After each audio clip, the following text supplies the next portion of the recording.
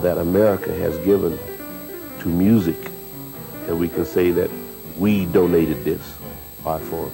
This is the only art form that we've given. I went to high school in Rockdale, and Yvetta Young, she was teaching there. So he was telling her about it. And she said, well, I believe I'm going to ride down to Rockdale, see if I can locate him, a blues guitar player. So she did. I couldn't play about couldn't play that good one number, you know, but she was carried away with what I was doing. And so she said to me, said, I'm going back to Austin, and so I'm going to see if I can't get you in Austin, you know. And I said to myself, oh, no, I'm not ready. And sure enough, she did. So she came back to Austin, and 3 or 4 days later, here comes Johnny Holmes, you know. Said, I'm from Austin, Texas, and I heard that he played the blues, and I need a good blues player. And that's how I got to Austin, through Johnny Holmes and Yvetta Young. Ran into Bowser in Odessa.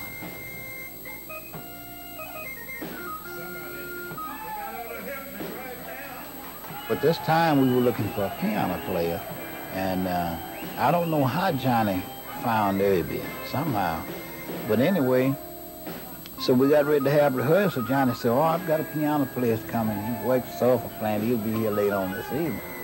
So when Irby walked in, you know, with work clothes on and everything, I looked at him, you know, I said, oh, this man here comes. And Irby came in there and sat out on the stool, and he went up behind that piano, and I said, uh-oh, man, he is too tough for us.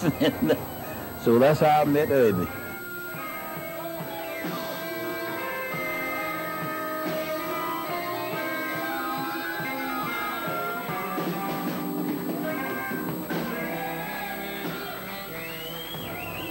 And Irby and I have been fiddling together ever since 54, 55, somewhere along about there.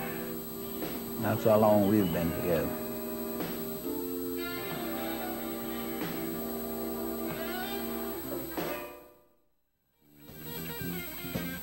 At that time, East Austin was the Victory Grill. So during T.D. Bell's early years, the Victory was probably it. When I got him, the Victory was what's happening. It was. Everybody was going to the Victory Grill, black, you know. I started playing in the Victory Grill right there. And it was during the time before all the integration and stuff, so blacks had to stay with blacks, you know. If blacks brought something to town, everybody had to patronize it because you couldn't go on the west side nowhere. But believe it or not, during that time, there was nothing over there to go for because they wasn't booking things like that then, you know.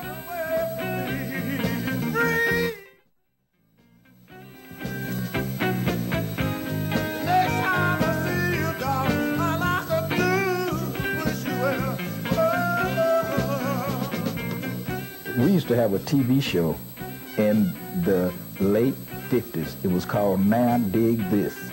It came on every Saturday morning right here in Austin, Texas.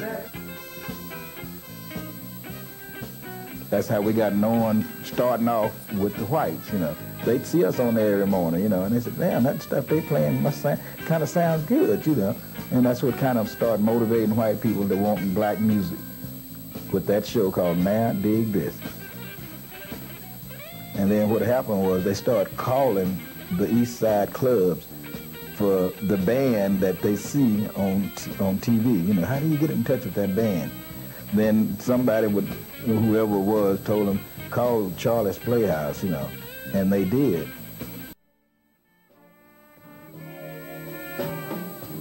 Texas, I mean Austin, especially Austin, we came to Austin a long time, Charlie's Playhouse, guys. Like I was talking a little earlier.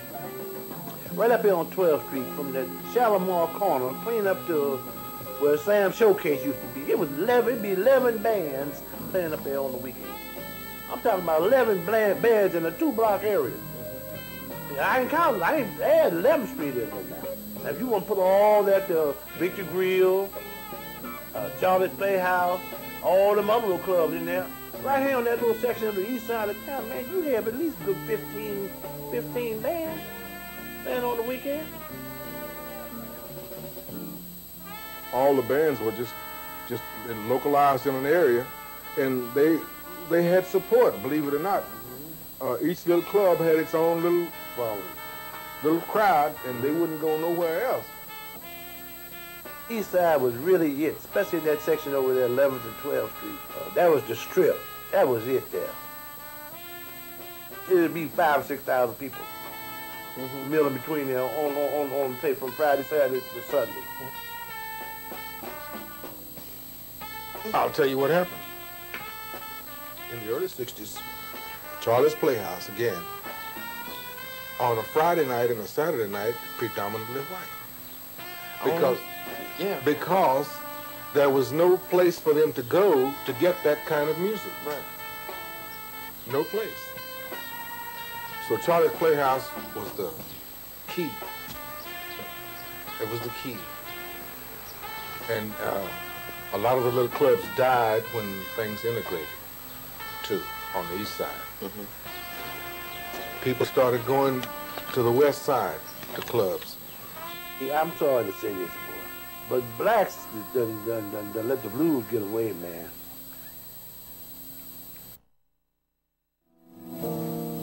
In 1954 is when the federal government passed a bill to integrate the public schools. And my father told me, I remember him saying that, he said, this is the worst thing could ever happen to the black community. He said that in 1954. I see what my daddy was talking about.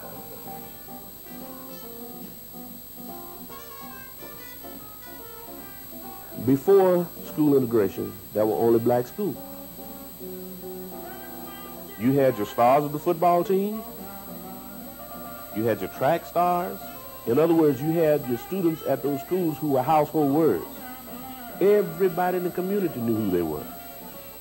Everybody in the black community. So, and all the kids, little kids, had somebody that they could relate to, that they could look up to. Some black somebody.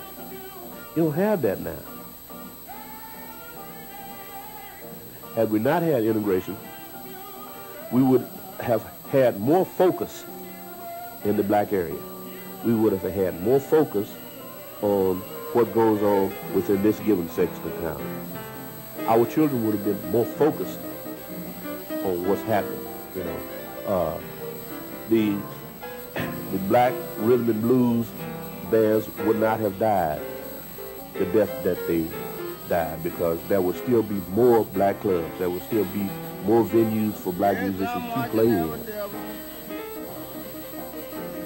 When integration did happen, and we kind of shifted and moved away from the focus kind of shifted and moved away from the black community to other areas, black people had the chance to go to other nightclubs, to go to other places that they had not previously been able to go in.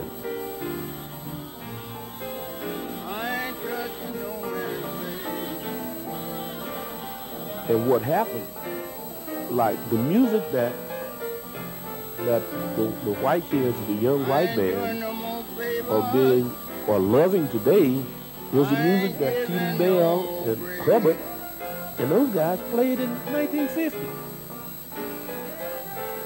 There's a certain amount of anger that you feel, because like, you know, Stevie Ray Vaughan, you know, got pushed to the top. Stevie Ray used to hang around Hubbard and people like that.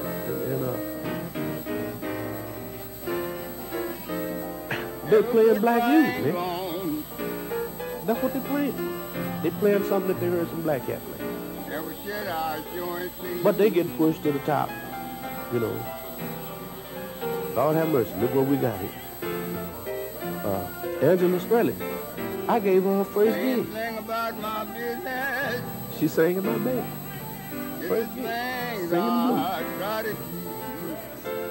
Yeah, you feel a certain amount of anger. You feel a certain amount of hurt at something you've given to somebody else, and they get all the attention for it.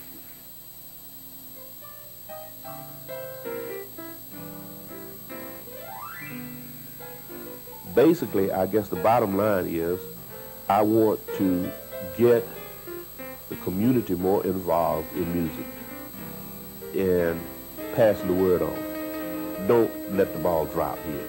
Don't let the ball stop here. The type of music that black people have created over the years, don't let it stop. Don't let it die.